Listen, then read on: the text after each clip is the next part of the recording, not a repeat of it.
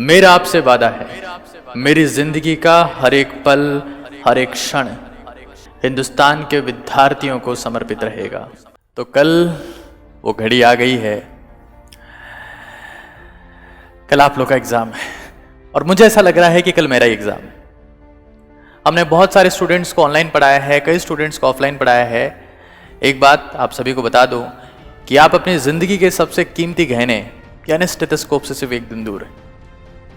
एक दिन ये डिसाइड कर लेगा कि आप अपनी जिंदगी में सबसे कीमती गहना पहन पाएंगे या नहीं। और ऐसे मौके पर डर लगना लाजमी है, लेकिन एक बात याद रहे कि जंग में डर कर जाने वाले लोग वापस नहीं लौट पाते हैं।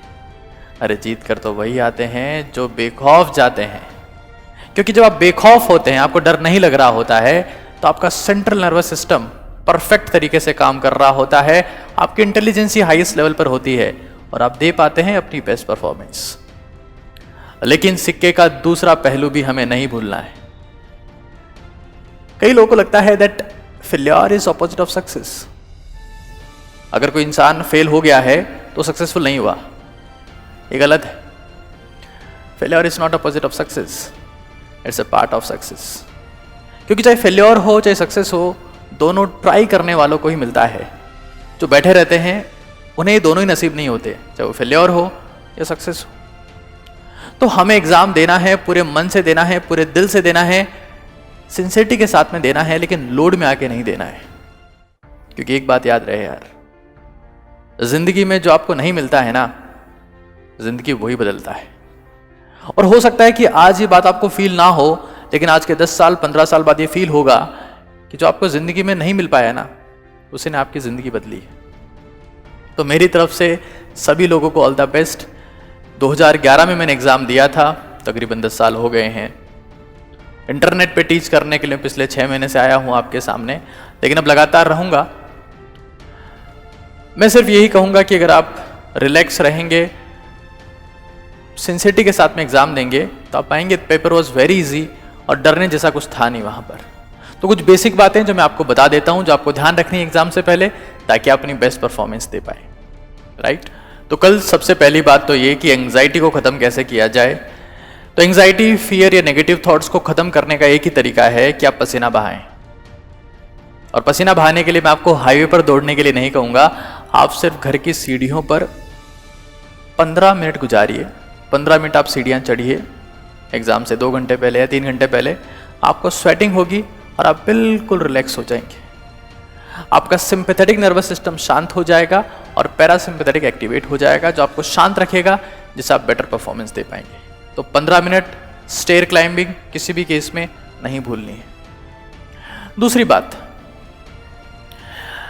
जब पेपर आपके सामने आएगा तो कुछ चीजें ऐसी होंगी, कुछ क्वेश्चंस ऐसे होंगे जो आपसे एक बार में सॉल्व नहीं हो पाएंगे।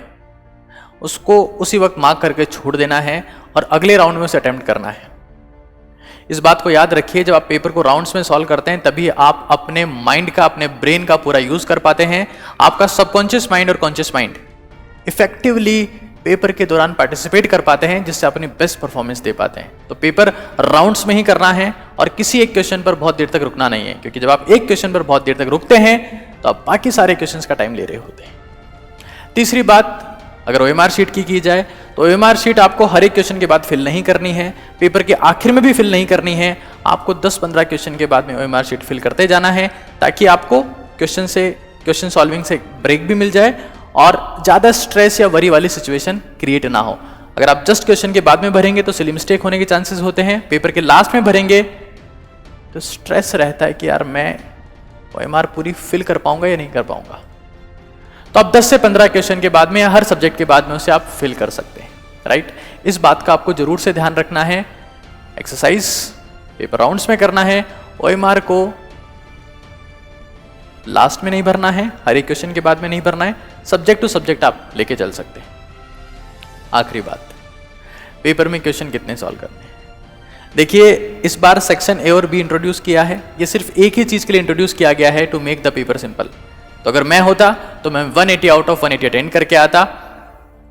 मैं आपको भी एडवाइस दूंगा कि आप पूरे में से पूरे अटेंड करिए। 1/4 में नेगेटिव जाने के चांसेस कम होते हैं अगर आप थोड़े से भी इंटेलिजेंट हो तो। ठीक है? तो it was the final message from my side, all the best to you. मैं आपको वादा करता हूं कि कल हम लोग एग्जाम के बिल्कुल बाद में 5 बजे बाद में आपके सामने आ जाएंगे, just to tell you analytics paper कैसा गया, कट ऑफ क्या रहेगी, and video solution and detail analysis of NEET 2021। आप हमारे साथ में रहिए, साथ में कुछ ऐसा करेंगे जो काबिल तारीफ होगा। Thank you.